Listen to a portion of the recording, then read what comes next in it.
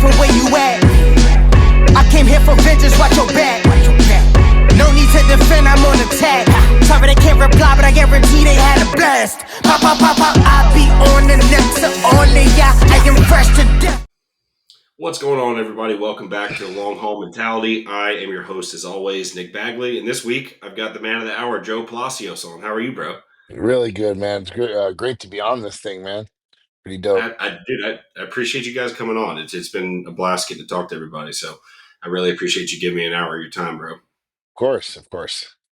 And I know you got your family and stuff. How old's your little boy now? He's 3 months, man, and growing fast as hell. Time is flying, I'll tell you that, man. Dude, my son's gonna be 5 next month. Damn. And every time I say that, I feel another gray hair grow out, and it's getting aggressive, man. It's like, Yeah, yeah. how are you going? He starts school tomorrow. He starts pre-K tomorrow, and it's like, dude, how do I have a kid in school? You know what's funny? Obviously, you were in my shoes at one point, and someone was telling you the same thing. And so it's kind of like one of those things that I don't think you'll ever be ready for how fast time's about to go, and you don't realize it until you're literally living your life, watching someone else develop theirs. So it's just, it's exciting, and at the same time, it's a little scary to realize how fast life really does go by. Yeah, you're not wrong, man. It's like, I mean, I had my son at I think I was 27 by the time he was born, or about to turn 27, and everything changed. Like now, all of a sudden, I'm like an adult. I'm like, oh, this is weird. Like I'm not just a kid anymore. I have like responsibilities and someone who relies on me more than my dog. Yeah, man. Yeah. You know, this is one of those moments where I'm very blessed, and I say I am because I always felt that if I had a child in my 30s, it'd be a better time for me, just where I'm at mentally and even financially. And just that I'm mature enough to handle something like this. And then also that I waited this long to be with the right partner. My Yeah, wife's my best friend. And honestly, if it weren't for her, none of this would even, I wouldn't be sitting in front of this phone right now having this interview with you. And yeah, she's held it down. She's a great mom, but she makes me a better man because now it pushes me to do more, to provide more, and be something better for them.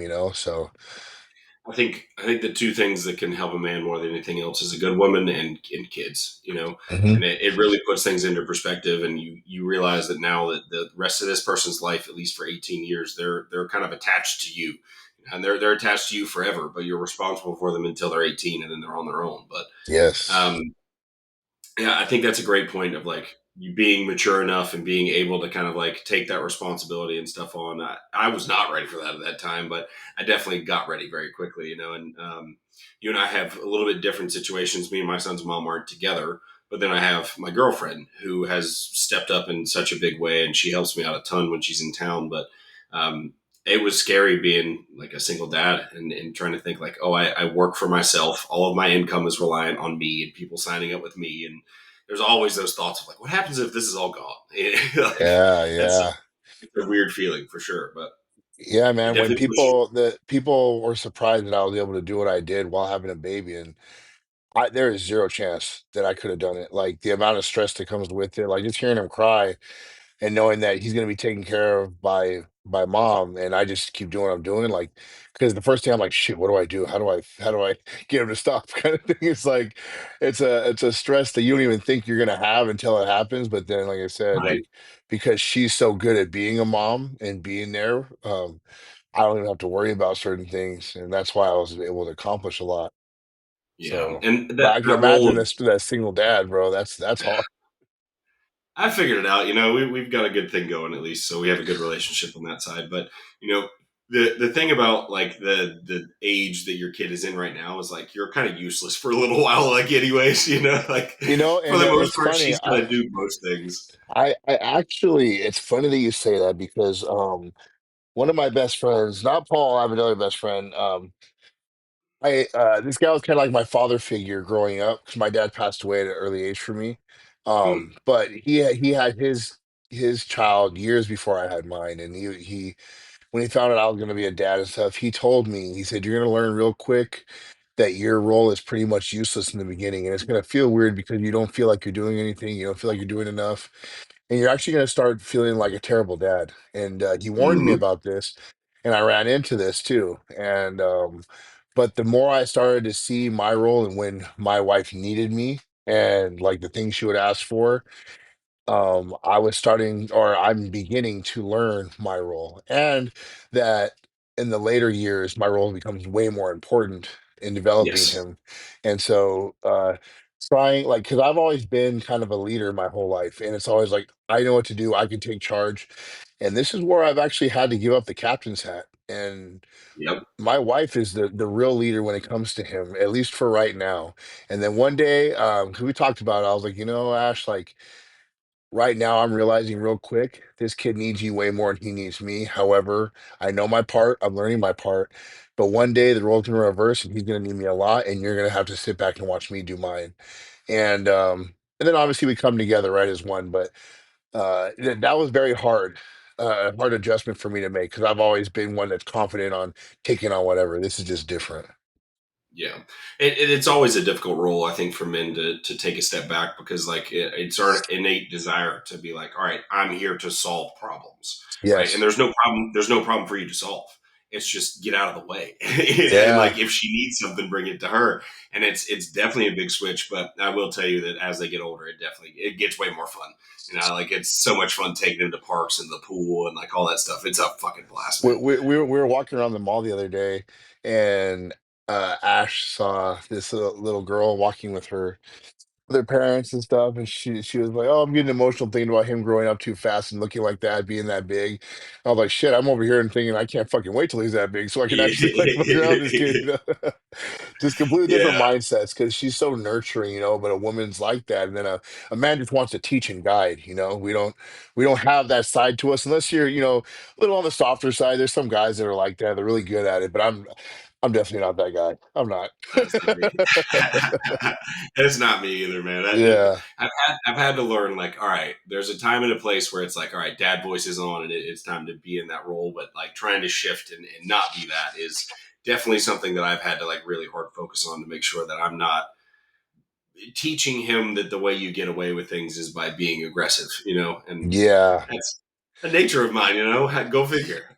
No, and it's funny. I'm so glad you're saying that, just because again, like being a new dad, trying to understand that, and that's why I gave you kudos because I can't imagine developing that nurturing, softer side if I were to be a single dad, like taking on the role that she's on, the patience that comes with that. Because I'm a patient man, but I'm a very patient man with certain things, and that's not necessarily a little baby crying, just whining for what he Yeah. wants. But Yeah, your I kid's gonna love him, test and I that for understand. sure. Yeah, and I understand he's just a baby. That's how they communicate. But it's like, Right. fuck, I'm just not wired that way. But thank Yeah, God she is. 100%, man. And it brings back so many memories you bringing all that up. But, Yeah. anyways, dude, for the main reason I wanted to bring you on is like obviously you had a stellar showing just a couple weeks ago at Tampa in Texas. I wasn't in town for Texas Pro, unfortunately, so I didn't get to see it in person. But Yeah, you that know, was unfortunate. I was like, because you were there for the yeah, aftermath of it all. Hey, but at yeah, I least it was was there on cool. You're Sunday. watching. You're watching somewhere. Yeah. Oh, yeah. Of course. I was trying to watch it on the plane, but we had to get on the plane before they started y'all's finals. But, Yeah. um, before all the shows and stuff, people were doing their predictions, and if they brought your name up, it was like, "Hey, who's this guy?" And I knew every time that they left you out of that one of those top spots, I was like, they're gonna be real fucking surprised here in a couple weeks. And I asked you the question at the thing on Sunday after the show about what you guys did from Tampa to Texas. But dude, what did you do from last year to this year? Right? I think that's one of the most like great stories that we've seen is like you kind of already talked about is that the first showing your debut wasn't great and now you're crushing right now. This is it's not so much what I did. I think the best way to put it is that time is a variable in bodybuilding that we don't have control over to an extent. It's what we do with that time that matters, right? So as soon as I stepped off stage at the Cal, well, let me preface it with this first. I'm a huge believer in leaving no stone unturned, and then you won't regret anything you do in this life, whatever goal it is, task, right? And when I got ready for the Cal, um, obviously the goal was to be pro level size, to be a competitive open bodybuilder. I don't have a crazy shape, so I have to come in as the monster in a way, like as a big guy. And I knew that. And so obviously the goal, we chased as much size as we could, and we got there. We definitely got there. So I stepped off stage at USA's where I won and went into the Cal 9 months after. But in those 9 months, I went from stepping on stage at 228 pounds the morning of USA's, and I stepped on that Cal stage at 247 pounds. So I put on In 19 nine pounds of months? stage weight, yeah, in 9 months. So I had a 5 month Holy off shit. season and a 4 month prep, and totally 9 months. And so going back to the phrase "no stone unturned," right? Me and Justin realized, holy shit, I put on a lot of size. This is definitely the size that we wanted. And he decided, instead of pushing my conditioning as far as possible and losing some of that tissue, digging into that new tissue that we got, um alongside it being fresh tissue, it has a different look. My glutes were in and everything, but it just didn't have a certain look to it because I couldn't push as far.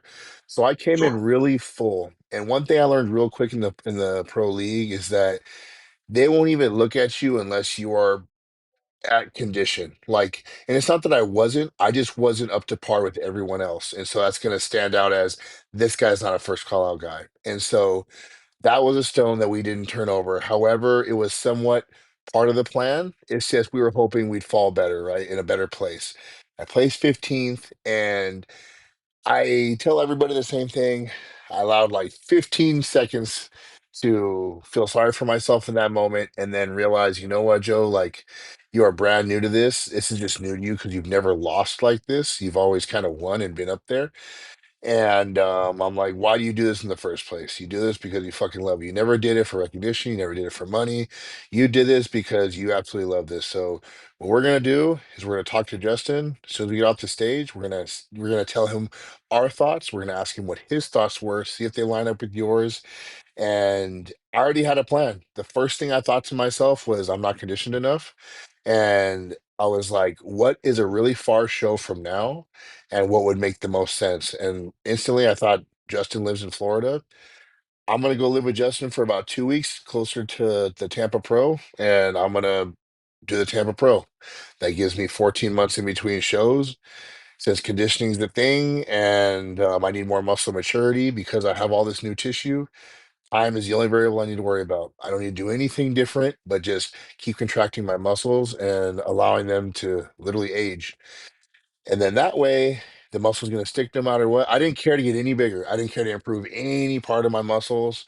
All I cared about was being conditioned and being able to hold on to the size to do that. So for the next, where you guys saw that whole year, um, that mindset, right? Not wanting to get, not caring to get bigger. I actually tried different training styles. I tried 4 times a week for most of that off season. I prefer five. I'm gonna say that. I actually really like five. The only thing I did was take away my shoulder day and put side and pressing on my chest day and rear delts on my back day. That's all I did different. And I had three rest days. Yeah, I think you can lay However, off the shoulder piece for a yeah, so apparently, yeah, my shoulders really came up. But bit. but with the real reason I think my shoulders came up is because I stopped caring about numbers. I stopped caring about the Hmm. number on the bar because, again, in my head, I didn't care about getting bigger. And all I cared about was refining. And I was like, I need good contractions. I need real good solid contractions. And fortunately enough for me, I became a really good bodybuilder by not trying to care about chasing size. And I ended up putting on 10 to 12 pounds of muscle. It may not have been the number on the scale, but my conditioning was far more superior. And I ended up weighing the same number on the scale the morning of this show, or Tampa. And You that took says everything, right? Yeah, it really doesn't. You touched on so many things that I've talked about to so many different people, and I always love when these patterns come up because it just continues to prove the point to everyone else that there's no rushing this. There's no there's nothing you can do. There's no training technique. There's no supplement. There's no drug. There's no food source that is going to replace time 100%. And that's a point that I really want to drive home to a lot of people. And I already have a number of times, but it keeps coming up. So I'm going to keep driving it home. It's like, you cannot rush this. I do not care how much you take, how much food you eat. You start eating more because you think you're not getting big enough. And then you end up ruining everything. It's like, you just got to let this thing marinate for a little while. This is a slow cooking process. This isn't a fucking throw a steak in the pan and let it burn on both sides real quick and then get it out. Like, you got to let this thing slow cook for a while. And then the other aspect to it is like the way you shifted your training, I think, is such an important aspect there of like, you like the point of saying that, like, hey, my weight, what I'm using in the gym doesn't matter if I'm not getting the muscle working the way I need it. Right. And you had already gone through a period, like, you were big at the first show that you did. Like, you had a lot of Mhm. size. You were really big there. And then what I feel like a lot of guys start doing is they go, well, cool, I got to do that again. And then again, and then again. And then the problem is that there's this breaking point, right? Where, like you said, you're not the best shaped person possible. But it's like, if you start trying to rev that engine way too hard, now your not best shape ever is like really bad, right? Because you start letting the core go and body parts start to look funny and this, that, and the other. It's like, no, no, no, pull back and let's just refine this a little bit. Let's make the tissue that we have look better, you know? And you did exactly that, especially since you came back at the same weight and look like two different fucking people. Yeah, and it's crazy because when we talk about my shoulders, those came up, the detail on my back came up, the sweeps of my legs came up, and it was, again, my purpose wasn't chasing size, so that allowed me to put my ego completely to the side. I didn't care. I was like, the denser and more detailed my muscle looks, that's all I cared about because, again, like, the size was there. So it was one of those, like, it wasn't a mistake because it worked out for me, right? But it was not done purposeful to improve the actual muscle size itself when I was doing this. And I just so happened to learn, holy shit, this is where longevity is. This is where roundness comes in. This is where detail comes in. This is what bodybuilding is. And it's not chasing any numbers anywhere, whether it's the weight scale or the scale on the bar. It's understanding quality over quantity in all aspects and time. One thing I want to talk about real fast, you said how important time is. A lot of people are like, damn, this guy's got crazy genetics. And I'm not saying that I don't have good genetics. I'd be an idiot to say that. However, I was very patient. So if anybody didn't know, that was so Tampa was my fifth show ever, and then Texas was my sixth. The first show in 2020, I did all natural. I didn't even take no clenbuterol or nothing. It was just food, water manipulation. That was it. And then in 2022, so that was the end of 2020, November 2020. 2022, I won the Cal Amateur. I won the overall. I was 4 cycles in. That was my fourth cycle when I was doing that prep. And then I took 14 months off from the Cal Amateur and I did the USA's, and that's where I got my pro card. And then the shortest time I took off between shows was actually what I told you, that 9 months. And that's because Justin felt like I was ready. And because I gave him the reins, I decided all the shows I wanted to do until then. And I'm glad we did. I don't think Justin made a mistake because this is where we ended up. I think it was a stepping stone. It may have been like more of a lateral move, but it definitely skyrocketed my whole physique by peeling down again for a show, but then using that rebound, learning everything I learned and all that stuff. And so it was all necessary. But Yep. this was the first year I did 2 shows back to back like that. And that's because I felt like I was ready for something like that. But I always made sure to take time to bring a new, better, improved version every time I stepped on stage. And even with the 2 shows that I did, people saw me improve from Tampa to Texas. And what we did was, just like we do with every show, we step off stage, we analyze what could have gone better. And luckily, most of the things that I needed to improve on were something you could improve on in an actual week. And we talked about that going into Texas at the gas thing. And it was the smallest changes that led to crazy growth. So you imagine that one week you can put into a whole year of just learning new things and applying it and allowing time to do its thing. So yeah, there is no rush, and you can get somewhere fast by utilizing the time that you give yourself, not wasting time. So that's what I wanted That to say. Yeah, the deadly consistency is what will get you there. Like the most people were like, "Well, how did he make that much progress in a year?" Because what they're doing is they're like maybe they're really good for 4 days of the week, and then the weekend comes around and they're not as locked in, and then of course they're not going to make as much progress because they're taking about 50% of the week off. Like they're not putting in that effort every single day. It's like, well, you'd be surprised how far you can get by putting dedicated effort into one thing for a 6 month period. Like you said, I mean, you put on almost 20 pounds of tissue in 9 months. Like that doesn't happen by accident. It happens because you just pushed. You did the thing. You made it happen every single day, and it wasn't like Justin being like forcing progress on you by going, we're going to take more drugs, we're going to push more food, we're going to do this, and like pushing it to a point where like your body couldn't handle it anymore.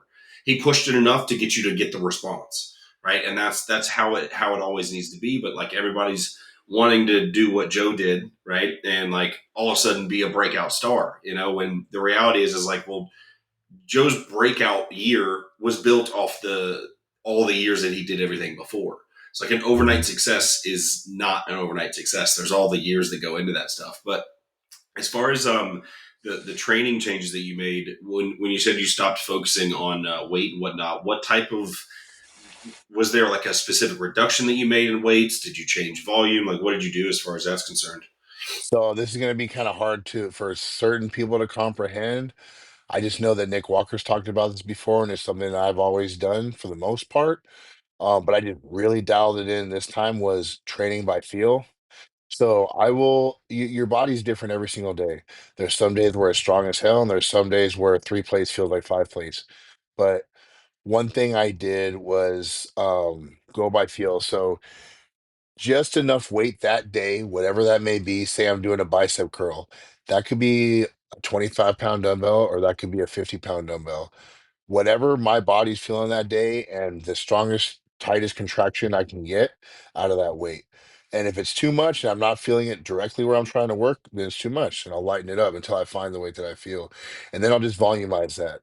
So instead of doing a top set, walk away at the heaviest weight possible or whatever, it's more so this weight I'm going to do for sets. And I'm going to not necessarily go to failure every set, but I'm going to get closer and closer to failure with each set. And that last set typically is like, okay, that last rep was hard, but I didn't do no force reps, none of that stuff. It's more so I am just focusing on the muscle I'm using and using that muscle, like hard contractions in the area that I want. Same with the leg training, like that's how I brought up my legs. That's what I'm excited about this off season because I know how to really train and bring things out now. So that was pretty much it. Going by feel and choosing weight with volume that's going to give me enough stimulus to get closer and closer to that failure point and create Right. growth. It's an interesting point that you bring up because it's been a thought that I've had here recently is like trying when you're teaching someone how to like, all right, this is how you build muscle. This is how you go to the gym and train. The way I see things kind of being is like, first, I'm going to teach you how to be really strict. First, I'm going to teach you how to get your execution down to make sure that we're laying the foundation for you to move well. Then I got to teach you how to train with that same exact form really aggressively. Right. But then from there, we kind of have to play with it a little bit. We have to Hmm. skirt that line between execution and all out intensity. Right. And that's going to scale up and down depending on the movement, depending on how you feel, like all those things that you talked about. So it's like that's such a hard transition for people because it's like, well, if I'm not absolutely killing myself every time, how do I know it's working? It's like, well, you should know it's working by the results we're getting week to week. Like And, and that's what the, we're the looking and the body will literally tell you what you're doing. So like, at. Mhm. Lee Haney spoke about this, and again, it's not something that really registers until you apply and understand. You stimulate, don't annihilate. So your body will, you're stimulating when there's a crazy pump. And I'm not saying that's going to grow you automatically. It's just, there's being stress on that muscle and it's leading to this blood rushing pump. So you're doing Yes. something right. Those contractions getting tighter and tighter as you're getting closer to that failure rep or that last rep. You're stimulating exactly where it's supposed to be, but you don't feel like throwing up at the end of the workout where you push your central nervous system to the Mhm. brink of destruction, and I think that's learned through time, But like you said, there's levels to this, right? So it's like if you don't, okay, I'd rather go see a kid trying to kill himself with hard training and heavy and stupid shit than somebody that's too afraid to get under some weight and move it Agree. like an idiot. Because you Agree. you can't teach heart, you can't teach effort like that. That's something just instilled in you, but you can clean it up. Yep. You just have that aggression to want to move shit and stuff, and that's the kind of training you want. But Mhm. you have to learn to channel that aggression into like precision, right? It's again something I feel like you learn over time just by doing things and wanting to get better, and your body starts to almost become one with the weight, and you start to understand what that means. Yep. Yeah, it's very interesting because I think you brought up another great point there is like when you are younger, I think trying to figure out how strong you can get is super important. I think you Yes. definitely need to test those limits. But there's a line to that, right? We're not powerlifters. And I think when we start getting into the realm of anything lower than 6 reps, we're starting to get to a spot where it's a little dumb, right? You're going to start moving some weight, regardless of how strong you are. That's probably teetering on the edge of being like a weight that could fuck you up pretty bad, Yeah. right? So like that doesn't need to be the end all be all every time you step in the gym. But like, yeah, sure, if you got a set of 6 1 week, cool, that's great. But maybe don't do it again the next week. But definitely get as strong as you can. But I've picked up a number of younger kids here recently, as far as clients are concerned, and like the teen range. And one of the hardest concepts to get them to understand is like, yeah, we still want to train heavy, but that doesn't mean at all costs. Like we're not just weightlifters here. We're looking to bodybuild. If you are not walking away going, holy shit, my chest feels amazing after I just did this chest press, but you feel your shoulders and your triceps and you're a little achy and it's like hard to keep doing every single week, that's probably something you should pay attention to. Like you can recover that way because you're 18, 19, 20 years old. Just give it another 5 to 10 years and tell me if you can keep doing that shit.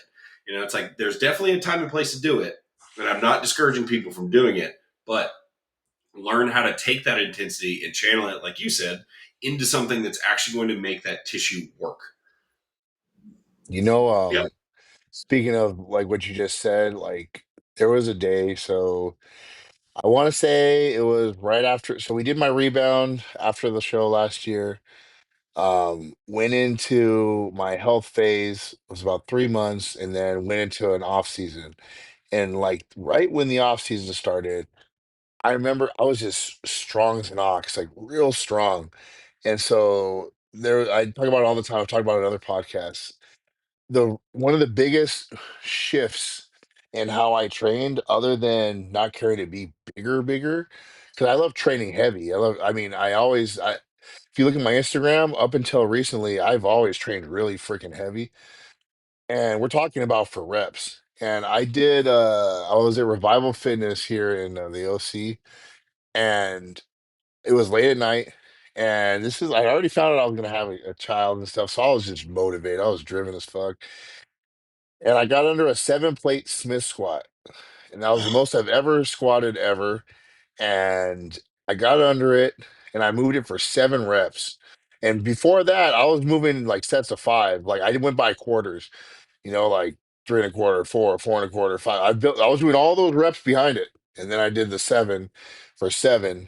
And two things happened. On the second rep, I got a little tiny something like in the teardrop in my quad. Nothing bad happened, but again, bro, like Sketchy. that happened on the second rep, and I was like, I think I'm okay. So I went for a third, and I went all the way to 7 because it didn't bother me that much, really. So I went to 7. So do what I say, not as I do. Don't train like an idiot. And that wasn't the injury. I didn't get injured. I really didn't. It was just like it tweaked something and it was fine by the next week. It was. But Right. what wasn't fine, and I didn't feel it in the moment. I walked away from that movement, finished my workout and everything, and I was just fucking like, damn, I really did that. Like, fuck yeah. I hope my teardrop in my quad's all right, but I think it is. And then, but my knees were fucked up for Mm. at minimum. I want to say it took about 4 weeks for me to be able to do a fucking leg extension without any knee pain. And it was in that moment where I said, okay, Joe, you have nothing to prove, and you have enough knowledge at this point to know that it's not necessary to do this anymore. And so it's like, because I was already testing the waters with everything I told you, but it was just committing to it and just trusting the process and again, putting my ego aside. And I was like, you know what? Like, if I'm going to keep doing this and I'm going to keep doing this for my family and my son, it's bigger than me now. It's not worth the bullshit. And I need to start being smart. I really do. And so again, that was the day my ego died.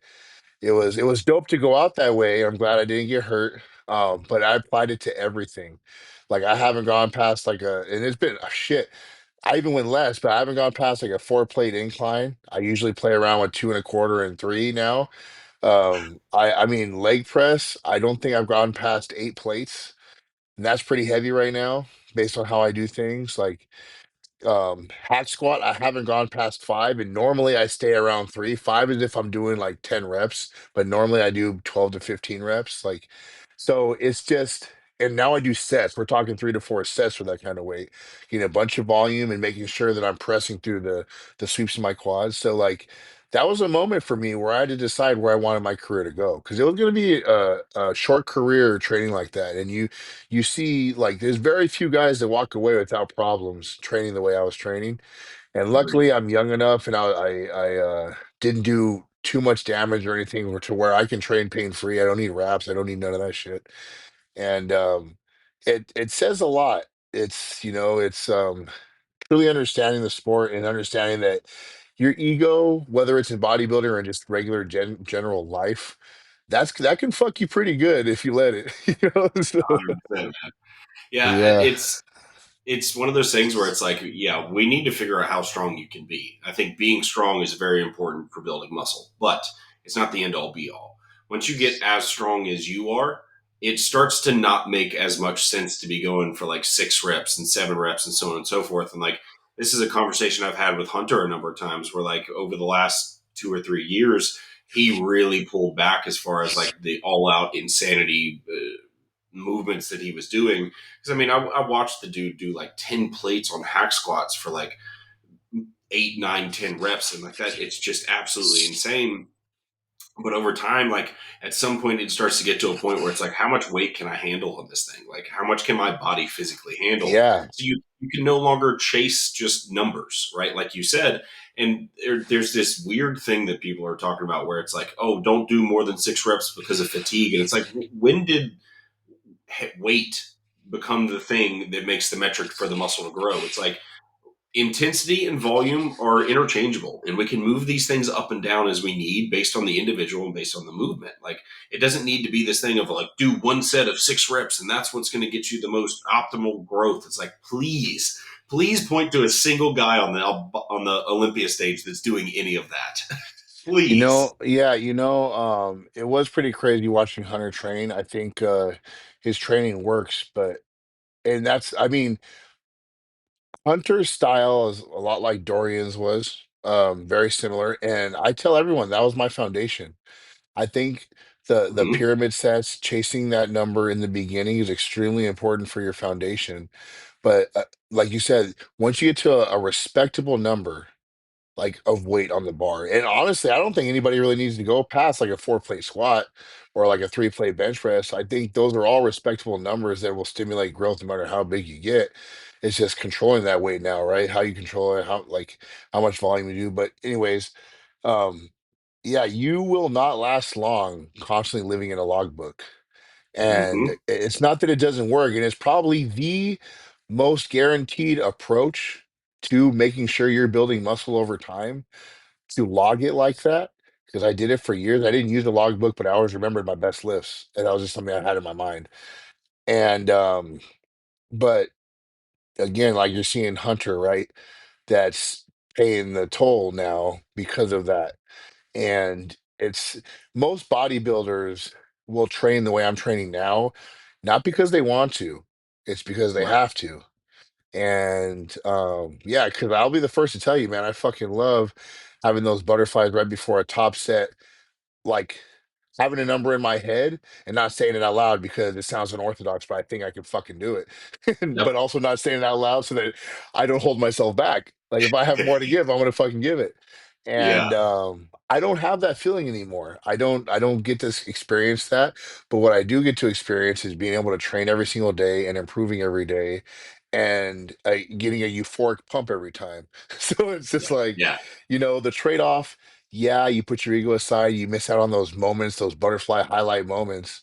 But now you have a career. Now you have longevity. Now you can walk and get out of bed without worry. So it's like, the trade-off doesn't sound too bad once you apply it and realize this isn't too bad. Yeah, I completely agree. And Hunter's shoulder was actually an old football injury that was still kind of causing everything there. So his training didn't actually ever cause him any bad problems as far as that's concerned. But he just realized that like year after year, he was kind of getting the same feedback of like your back's not good enough.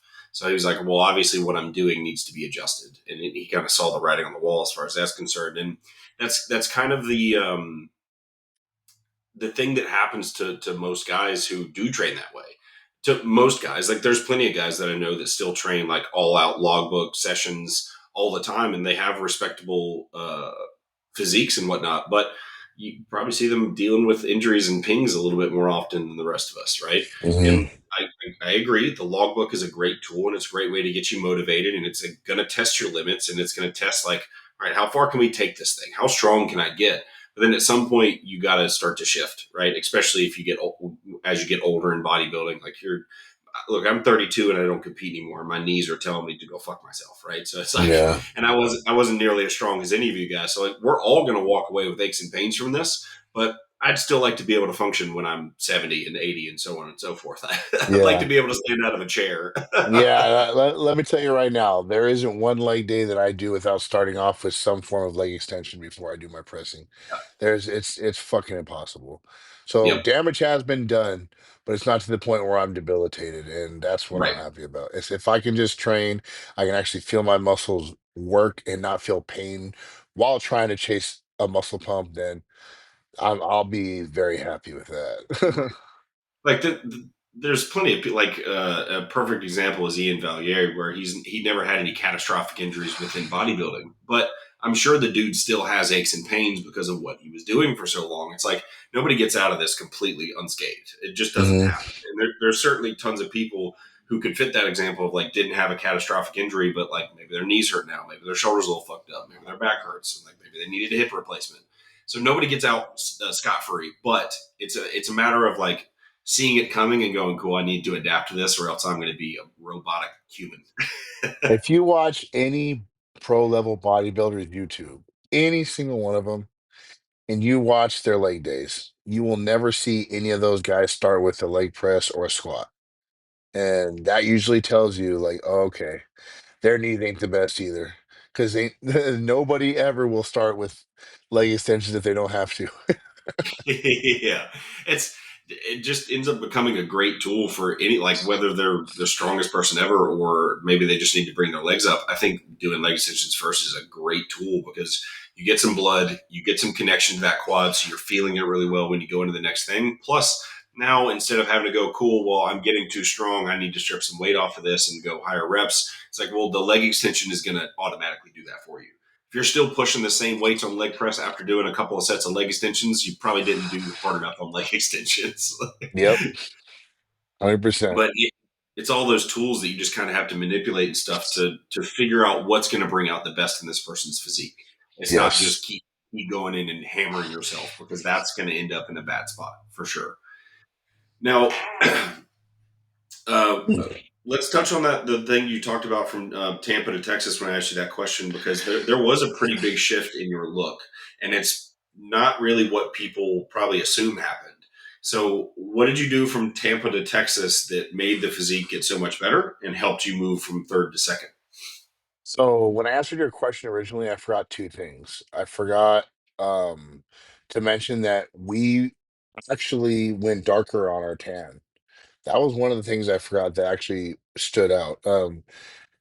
What I did was so after the Tampa, you go home and you wash yourself, whatever, blah blah.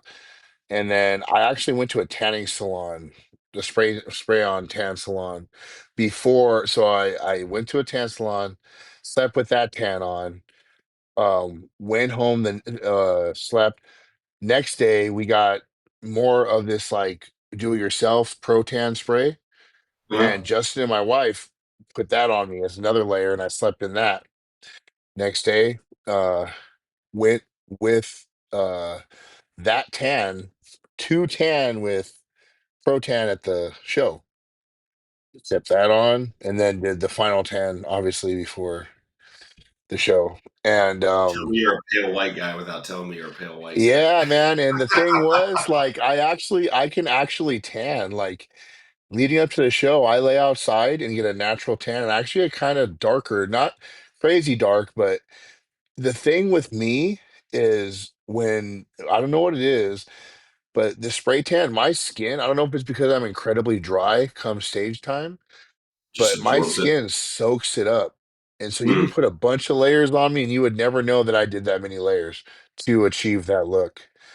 So that was one of the things I left out. The other thing was posing, making sure that because of my shape, that I flared out my legs a little bit more, giving me a better X frame in my front shots, crunching down on my abs a certain way and bringing my elbows closer to bring out my lats so to improve my ab and thigh. Back poses were fine, most musculars were fine, and elongating my torso a little bit more and like almost not truly vacuuming, but a variation of a vacuum in both my front lat spread and front double bicep to help it look a little more shapely. Because when I suck my stomach in like that, it brings my obliques in and gives me more of a cinched waist look. So mhm. those were the things that absolutely completely helped my physique look better outside of what we actually did nutrition wise. But from Tampa to Texas nutrition wise, um, everything pretty much stayed the same. We just kept, so we pulled my weight down a little bit further. So the morning of Tampa, I was 248 point like nine or some shit like that. And then the morning of Texas, I was 247 point like four. So I lost about a pound and a half in between shows. But that made a hell of a difference. And the one thing I went into Texas for prejudge, I only had two meals in me, and we went on stage like that. But then for finals, going into Tampa finals, I added potato chips, about 350 calories worth of potato chips, and a Rice Krispie treat, and an extra chicken and rice meal. So I came in fuller, and it actually made me look tighter, and I looked better at night than I did during the day. So what we did for Texas was I was a pound and a half lighter, and then we brought me in both prejudge and finals with that method of, well, I had three meals for prejudge with the Rice Krispie, with the potato chips, and went on stage like that. But then the crazy thing was I did the same thing again for finals, but I had more time. And my look actually got better again going into finals, and my legs got fuller. The judges were telling us, and that my look from prejudging to finals was even better. So I improved every time I stepped on stage. So from That's great. prejudging to finals in Tampa, from finals to prejudging in Texas to finals in Texas, right? So we learned a lot, and I own the crazy thing that stood out to people was I told you there was no real carb up. Literally, the amount of carbs that I had was pretty much like 250 grams, 275 grams at most. And the year before that, I think it was like 550. It was double, a little more than double for the cow. So we realized that my best friends were sodium and water. So like oh, and a little bit of fats right before stage to kind of hold everything together. And before I stepped on stage for both shows, I had already drinking almost 3 liters of water. Like I didn't suffer like that for like hydration wise. So the more hydrated my muscles are and the less carbs I have, the more sodium I can get fit in, the better my look is going to be. So just to give everyone an idea, like I'm already about 264 pounds this morning, and I'm a little watery, but I haven't cheated on my diet or nothing. It's just now when my coach said I was about 30% full on stage, now I'm just 100% full right now.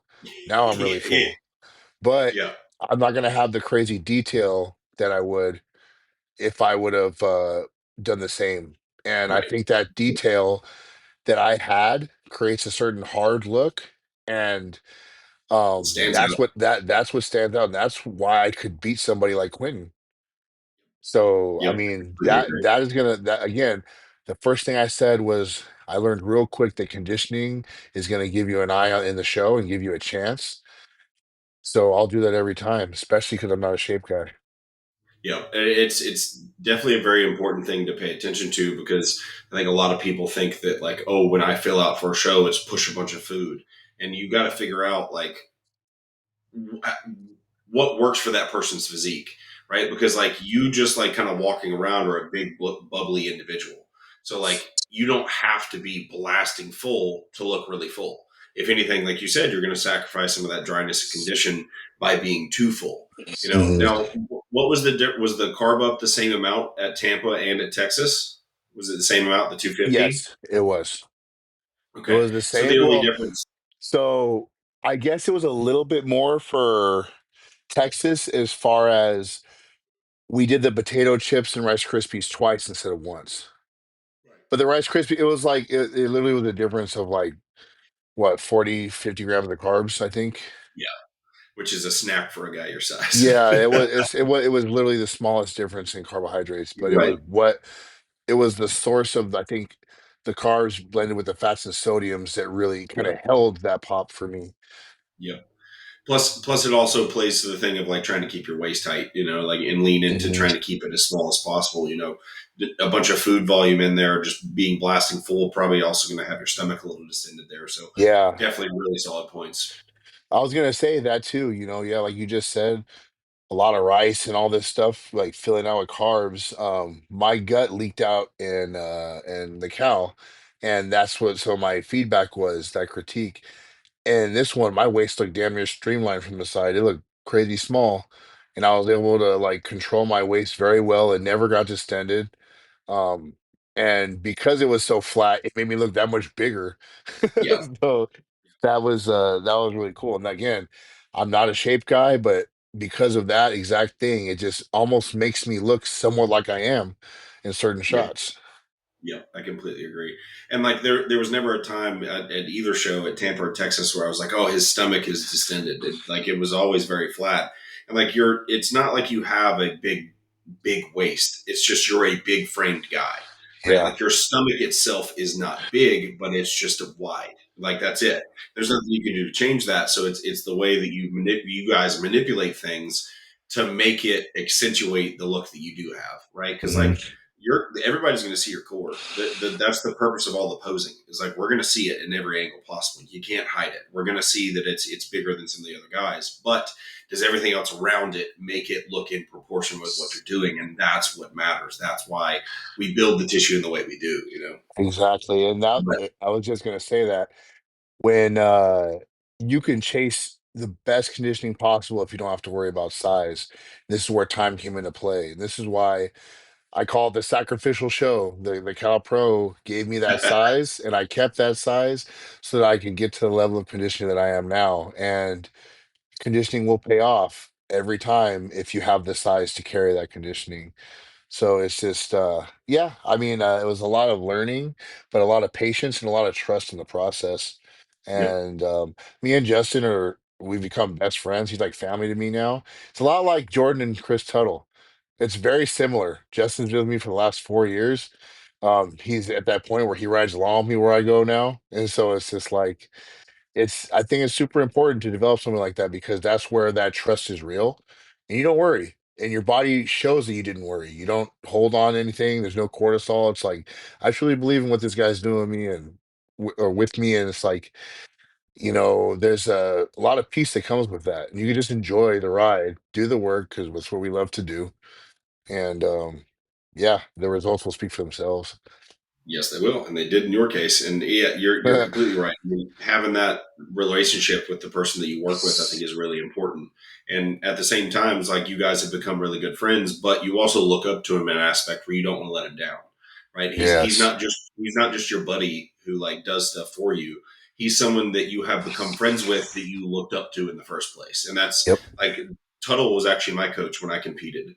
And that's how me and Jordan became to be good friends. And that's exactly how I looked at Tuttle. You know, it's like me and him became really close, and we went out to dinner and shotguns a number of different times. And like I can text him at any time I want. But there was always that respect of like, I'm paying this guy, and I really like how he does things, how he handles things, how he handles himself as a human. I want to. I want him to be happy with what I'm doing with what he's giving me, you know. Yep. Um, but I think it's an interesting thing to point out what you said of like you only eat 250 grams of carbs. Like just out of curiosity, when you're like full off season, what are your carbs getting up to when you really push? I was waiting for this question because it's fucking weird. Because in the Yep. off season, for some crazy reason, my metabolism decides to go insane, and I'll be eating. I mean, it's not like I'm eating like 1,000 or 1,200 grams of carbs, but I'm typically up there in the 700s, like in the deep off season. I mean, when I first got to 300 pounds in 2023, I was eating between 75 and 8,000 calories Oof. daily. It was fucking rough, Oh, but that's what it took for me to get to this size. Last year, the most I ate was 6,500 because I wasn't trying to pass up my biggest. It's not about that anymore. That's what I was saying. I got to a better looking 297 this last off season. The highest weight I saw on the scale was 304, but that was with a meal or two meals in me, and I was training in a gym. I was 304. But again, it was a different looking 300, and already we talked about how I won't go past 290 this year. There's no need. Like, we got to the size we needed. The size will still come, but it's growing into a weight and making sure that size is being put in the places that we want. It's like we're literally becoming artists now, like where we're like chipping away and putting things of slabs here, here, and here, but understanding how to do so and being patient with it. So you won't see no crazy jumps in my weight ever again at this point in my career, but you will see things come up in the places that we're trying to come up in. And it's just way yep. different now. Yeah, it's got to be, and like it's definitely like early, like you said early on, like you're gonna have to push that limit because your body's not gonna want to be that big. But once you've Yeah. gotten to that point, it's going to be easier the next time and easier and so on and so forth. So you that surplus that you end up in doesn't have to be so excessive, you know. But like you got to really push the limit, like the training, the nutrition, all that stuff. You really have to push it to the limit at some point and really beat the living shit out of yourself to get to that 300-pound range, but at some point, you can't keep doing that year after year Yeah. because that will ultimately end up putting your physique in a spot where it's like, now we've really got nothing to work with. You know, it doesn't matter how big we are, we're not going to beat these guys who have the really good shape and stuff now. You know, And if you play, for anybody that's younger watching too, at this point, like, because I do have a YouTube and we're gonna get back filming soon, but there's only a certain that I'm at a point in my training and my advice and my wisdom for this level that I'm at right now. Like, so what I'm doing is not for beginners, right? So, like, all the things we just talked about, this is almost useless information for somebody that's barely starting out. yeah, So, I want that to be understood because I feel like that gets lost in the mix. And you sure, watch like these top level guys training exactly how I'm explaining, but now I'm at that point with them. But if you watch my earlier on YouTube videos, you'll get more out of those if you're starting out than you will be any of these now to the future or the ones most recent because there's levels to this. And as people have followed my journey, I have gone up and up and up and up, and you become more advanced. So a lot of the techniques that I've spoken on, the things that I'm feeling, the things that I'm doing, the way I'm approaching things, it's all irrelevant if you're in the beginning stages of all this shit. And again, I hate how that gets lost in translation. And you see the skinniest kid possible doing a rep that's like crazy slow and super like controlled because honestly, you're not going to get anywhere. And I think that's so big to put out there because the the future of the sport is gonna go to shit if that's what it thinks is gonna get him huge, you know? Yeah. It's definitely gotten a little weird out here in the training realm, that's for sure. Yeah, But fuck, it's man. Doing side it's lateral, super definitely controlled and slow with a cable. Like, the fuck yeah. is that, man?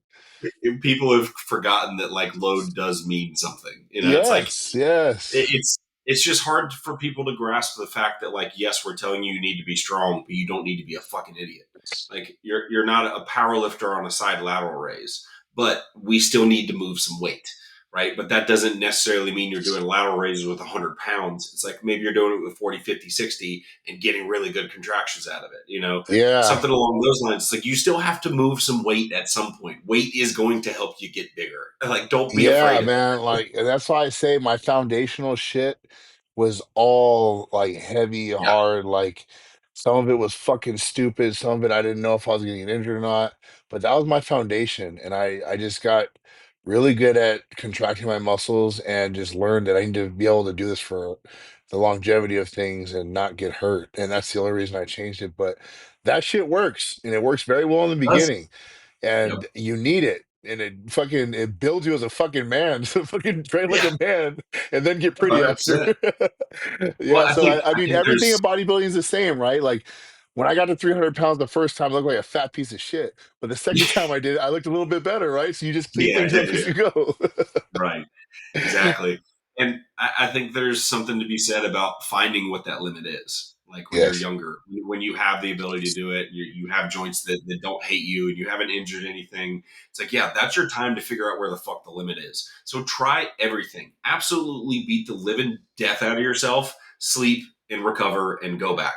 Right. Like that's what you're going to have to do for a while. But then at some point, again, like you said, you level up and things have to change. You can't think that what you did in the foundational years is what you're going to continue to do until you end. You know, Yes, and I people are think honestly, like, and this doesn't give my fucking channel any kudos, but I shit you not, the best dude to watch right now, and he's transitioning into the thinking, into the thought process that I'm explaining, is Sam Solik.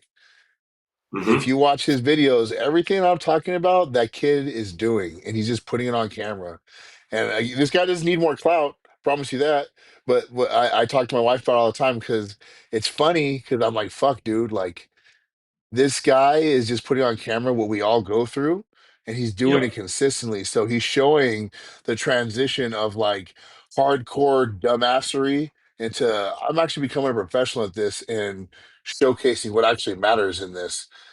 It's literally happening. So I'm like, of all the people to watch, dude, like that guy's actually doing everything we're speaking about.